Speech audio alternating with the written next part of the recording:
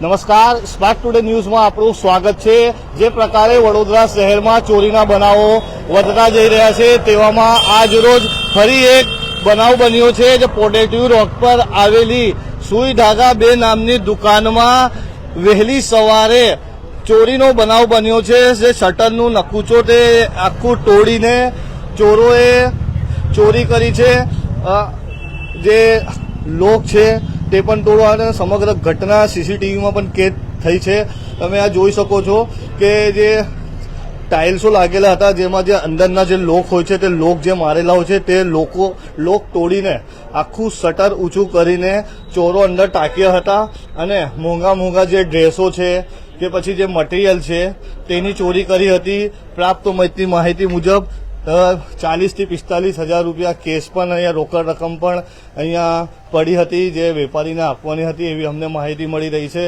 તમે અહીંયા જોઈ શકો છો કે અહીંયા મોંઘા જે ડ્રેસ છે તેની પણ ચોરી થઈ છે। આશરે 200 જેટલા જે ડ્રેસ છે તેની ચોરી થઈ છે અને પોલીસને જાણ કરાતા પોલીસ પણ ઘટના સ્થળે આવી પહોંચી છે અને સમગ્ર જે સીસીટીવી ચેક કરી રહી છે, તેમજ જે દુકાનધારક છે તેનાથી પણ બધી માહિતી પ્રાપ્ત કરી રહી છે। આપણે જે દુકાનધારક છે એમનાથી આપણે વાત કરીશું। જી, ક્યારે ખબર પડી કે આ ચોરી થઈ છે?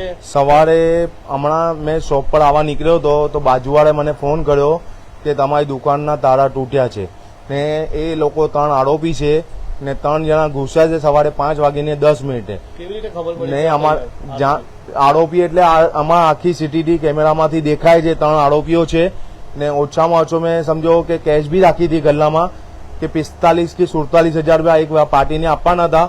ભાઈએ મેં કીધું કે આજે જૂની ગલીનો ગણપતિ છે, હું આજે નહીં આવી શકું, એના વખતે કાલે લઈ જઈશ ને કેશ બી મેં લીધી મારી દુકાનના અંદર ને ઓલરેડી 300 કે 400 પીસો છે ને ચોરી થયેલા છે।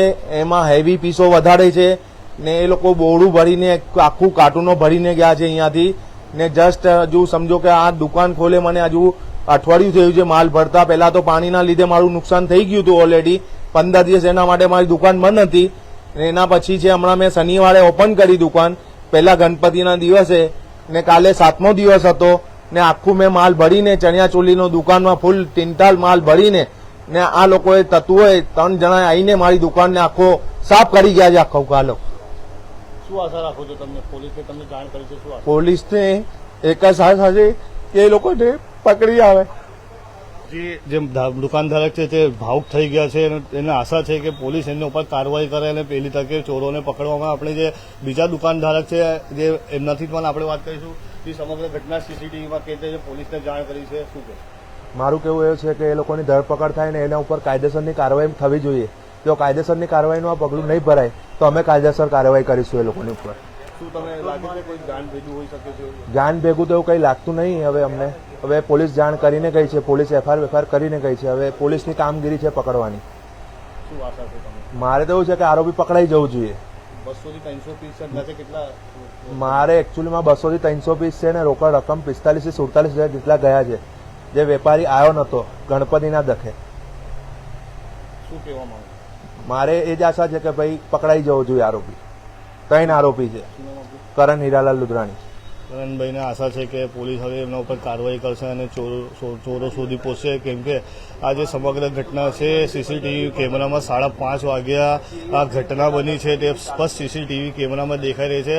અમારા કેમેરા પર્સન રાહુલ કપ્તાનને હું કહીશ કે જે સીસીટીવી કેમેરાની જે સમગ્ર ઘટના છે તે તેમને બતાવવાનો પ્રયત્ન કરે।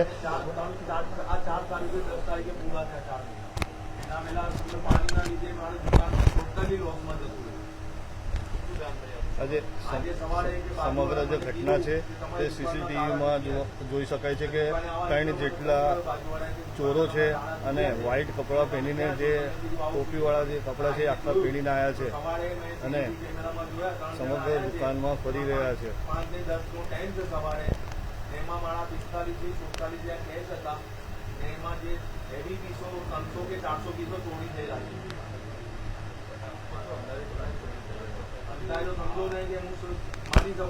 જે ચોરો છે સ્પષ્ટ સીસીટીવી કેમેરામાં દેખાઈ રહ્યા છે કે 3 જેટલા જે ચોરો છે તે દુકાનમાં પ્રવેશ્યા છે અને તે જે મોંઘા જે ચણિયા ચોલી છે કે પછી ડ્રેસ છે તેની ચોરી કરી છે અને સમગ્ર જે અહીંયા જે વેપારીને આપવાના જે રૂપિયા રોકડ હતા તે 45 થી 50 હજાર રૂપિયા જેવા રોકડ રકમ પણ તે ચોરો દ્વારા ચોરાવવામાં આવ્યા છે અને સમગ્ર જે ઘટના છે અમારા માધ્યમથી તમને સીસીટીવી કેમેરા પણ અમે બતાવ્યા છે અને સ્થળ પર જે પોલીસ છે તે પણ તેની કાર્યવાહી કરી રહી છે.